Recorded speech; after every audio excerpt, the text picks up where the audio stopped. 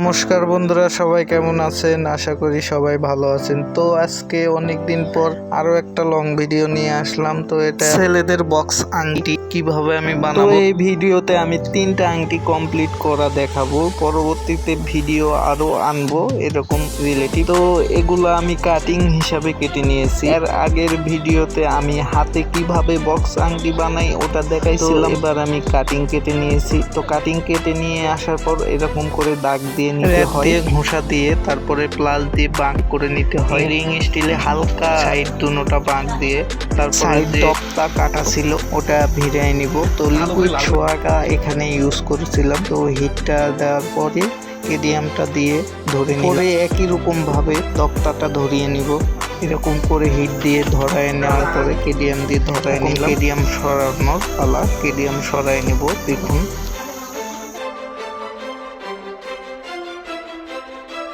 সুন্দর করে কেডিয়ামগুলো বসায় নিতে হবে। হিট দিলে একবারে যাতে সরে যায়, তাতে দেখতে ভালো লাগবে।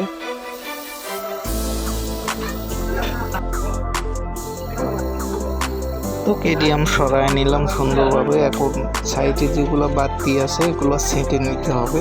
তো সেটে নিচ্ছি, দেখুন।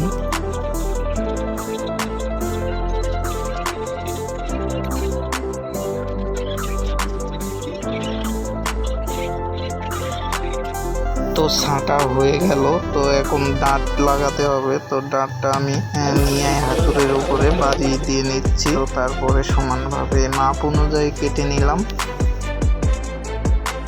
তো এখন আংটিগুলোতে একদিকে এরকম করে বসায় ঝেলে নিব। আমরা যারা কারিগর বন্ধুরা এগুলা বেশিগুলো যদি তাহলে কাটিং হিসাবে কেটে এনে বানালেই ভালো, কারণ সময়টাও একটু বেঁচে যাবে, ফিনিশিংটাও ওরকমই আসবে আমার মতে। আর যদি একটা দুইটা হয় তাহলে অবশ্যই আমি আগের ভিডিওটা দেখবেন, আমি যেভাবে বানাইছি এভাবে বানাতে পারেন। কমপ্লিট ঝালা, এখন ঘষা বাকি আছে। তো ঘষা বাকি আছে, এর জন্য পরিষ্কার করে নিব।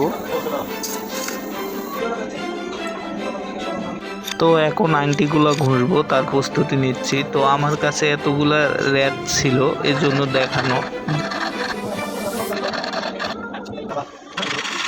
আমার ডিপার্টমেন্টের যারা স্বর্ণ কারিগর দাদা এবং গুরুজনরা আছেন, অবশ্যই আমার কাজের ভুল হলে অবশ্যই আপনারা মন্তব্য করবেন।